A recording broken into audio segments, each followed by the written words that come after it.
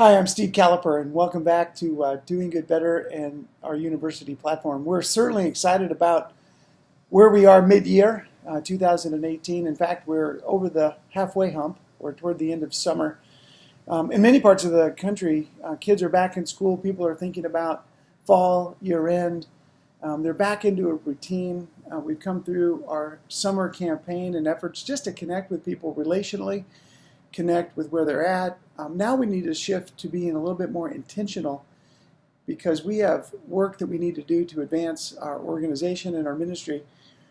And we want to give you a couple of tips today on how to connect with donors, keeping it relational, but we want to make sure we're also connecting with them effectively through media, social media, and what we would see as the kind of the cyberspace. We don't want to get lost, our messaging in all the mix of communications and marketing and all the e-communications and Facebook and social media and everything that's going on in the world. We want to make sure that we're giving you ideas and suggestions that your message can stay front and center or at least be a strategic touch point with those that you're wanting to reach that are supporters and donors of yours or potential. This is the time of the year that as summer is ratcheting down, people are moving into fall and year-end schedule. Kids are getting back into school. Certainly on the eastern half of the country, we're into the swing of things. On the West Coast, still a couple of more weeks of summer, but a lot to be thankful and grateful for. We appreciate that you're a part of the Doing Good Better University and this platform, and we're certainly excited to share this message tonight. So let's make sure that you don't get lost in cyberspace and the media world. And a couple of things that we want to make sure that we're sharing with you is, number one, the value and the importance of just staying connected relationally with your donors by being able to tell an effective, concise, clear story. Sometimes we want to over-communicate. The point of e-communications and social media is that we want to create touch points, and we want to make sure that our brand and what we're doing, why we're doing it, and who we are stays relevant, and it stays in front of them. And we have to use all the platforms, and we've got to use a frequency of touch points to be as effective as possible. Now, in the fundraising donor relationship space, we don't want to be dependent on social media and e-communications, but rather it is a component. It's an offering. It's a touch point. It's a way to invite people to stay connected and to invite people to continue to stay a part of your story. So we want to make sure that we're looking at that and its relevance. So we have, here are the platforms. We have our website, we have our e-communication strategy as one, and then we have the ways that we use e-communication strategy as an e-blast and certainly as an invite process. And there's different platforms. There's MailChimp, Constant Contact, etc., and we're custom and we use all of those platforms. We have our preference and so forth. And then there's the different social media platforms. The most relevant and certainly the most popular, not in any particular order, but we have Facebook, LinkedIn, and Instagram. Let me define each of those just real quick. LinkedIn is networking, connecting, sharing a message and a story, and you can invite people in. But it's more about messaging, strategy, and connecting. Facebook is a platform, obviously social networking. You can share stories and you can push. So if donors and supporters are excited about it, they can share stories, videos. You can do videos on LinkedIn too, so both of them have its place and its effectiveness. I look at Facebook as a way that you can actually build mini campaigns to raise funds for a particular initiative or specific project in a short duration of time, and we'll unpack that in just a minute a little bit further. And then there's Instagram. Instagram is about branding. It's about helping people understand your brand, your messaging, and kind of what you represent, which is both fun, and then you can obviously be consistent in that. Now, there's a timing factor to when posting and doing things in social media is the best in what we've seen as far as our analytics. Instagram, frequency is important. You've got certain days of the weeks and times, but certainly don't shy away from it. Don't be shy from over-posting too much as far as Instagram, because it's branding, it's awareness. So you don't want to bombard people, but certainly you can be effective there. LinkedIn and Facebook, you want to be strategic about how and what time you're posting. The goal is to get people to be drawn in, certainly watching a video, hearing your message. Videos are very effective on both those platforms, short, 30, 60 seconds at the most. and really encouraging people to invite them into the story. Through Facebook, certainly you could do fundraising campaigns, click people through to your website, and then get people to share the story. Certainly if you're needing to buy a van or build a well or do something really relevant within a very short time frame. Usually the time frame of a campaign on Facebook is going to basically wrap up within a 3-5 day period, maybe a week at the most. And then you can circle back. E-communications. So let's go back to e-communications. Certainly your website's important, but e-communications. Subject line is key. What you say in the subject line is the grabber. That's what's getting an individual to actually see it and want to open it. So it's the subject line and then who it's sent from. So the who it's from, key. We also have subject line, which is very key. But what's being said in the what you're saying is short and concise. You can certainly embed and incorporate videos. Don't let the reader or the recipient of e-communication have to scroll down. Keep the copy tight and concise. By doing so, both in the social media platforms as well as e-communications. Now, with e-communications, it's a touch point, maybe getting people to your website. You could do campaigns. Let's say if you did 20 e-blasts or e-communications during the course of the year, our recommendation is about a third of those have to do with an ask or raising of funds. About 2/3 is a story or an update or results in what it is that you're doing, giving them an update or sharing a story. Now, if you're saying less, this is my philosophy and our team's philosophy. If you say less, you can send more. Essentially, sending more is an increased frequency. Say less per send, just have it more concise, say less, and then increase the frequency.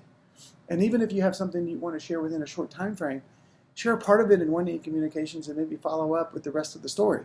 Keep people engaged. Give people opportunities to have to maybe go back and look and find because they want to see the beginning of the other story. Or even, for the most part, you can even say almost the same story twice because you're going to catch some people at one moment and you're not going to catch others, and then you're going to get the opposite in the next touch point. So e-communications with your website and then social media, those are the two relevant platforms and components. Now, dates and times. We like to suggest recommending an e-communications go out.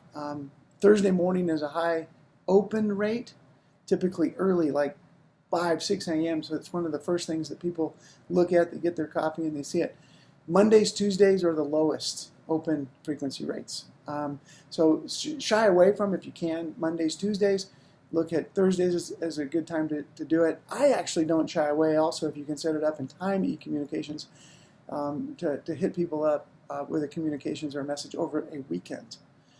So that's just the general flow of e-communications. Now, an e-blast, from a separation of the two, is a vernacular. An e-blast is, let's say you're serving Syrian refugees in Lebanon, for example, and something's happening in the Middle East. There's a crisis, a geopolitical something, a movement, something happening with Lebanon, Syria, Turkey. There's something in the news. An e-blast will give somebody a relevance and a story of how you're doing and adapting or making a difference or influencing that situation. So an e-blast can be relevant to something that's pertinent, that's happening, that's an immediacy. You might even have a funding need. Maybe there's a hurricane that blows through Haiti, or there's something that's happened that an e-blast can drive, one, information, two, it can drive urgency to encouraging somebody to get involved to help support your efforts. So keep that into consideration. Now, I glance over here because everyone knows the drill, iPhones, smartphones. Most readers and recipients of e-communications and social media, they're going to be looking at it and engaging you through their smartphone or their iPhone.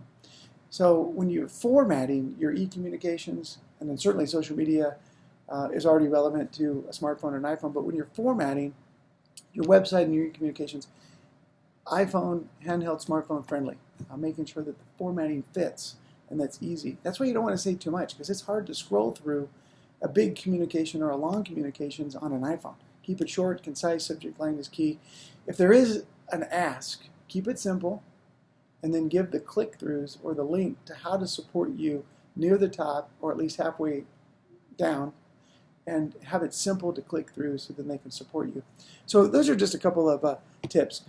But as far as messaging, I just wanted to remind you to stay focused, keep it simple. Remember what we've been sharing. Clarity, who you are, what you do. Make sure that that's relevant. Share a result or a story or an impact. And as well as you're doing that, share, this is what we want to accomplish.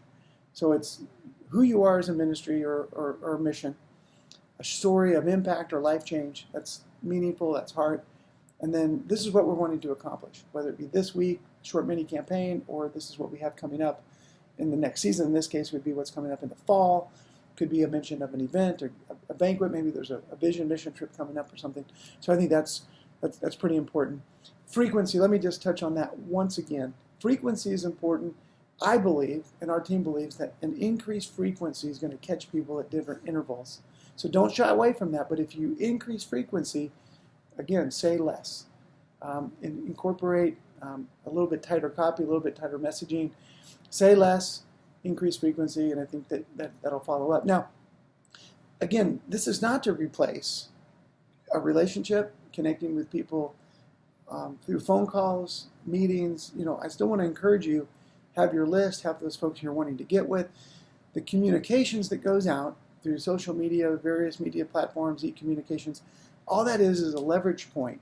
It's a leverage point to share your story, become and stay relevant for people, becoming relevant to new prospective supporters, keeping relevant, and then giving them a platform and an opportunity to share with others in their network.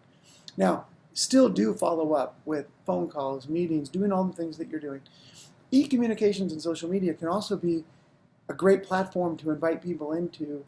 What we use is web-based seminars, could be a webcast, it could be a donor conference call as an update, whether you're in China or maybe that you're in India and you want to invite people into a discussion.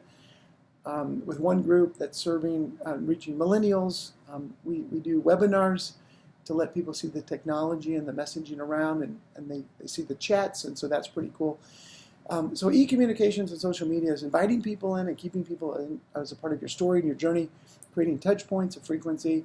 Messaging is concise and sharp, and we're also inviting people into a dialogue and a communication. So stay at it, keep doing good. We're excited about where we're at as a team. We want to continue to assist and serve you and others, and so we appreciate you being a part of Doing Good Better and the Doing Good Better University as we roll out a continuation of content like today, as well as other deliverables that are available to you on the site, as well as we want to let people know that we have our Doing Good Better intensives that are also launching as well. So again, I'm Steve Caliper. Appreciate you being a part of the journey and being a part of the Doing Good Better University team. So thanks so much. Have a great day and a great rest of the summer until we're back with you again. Thanks so much. God bless.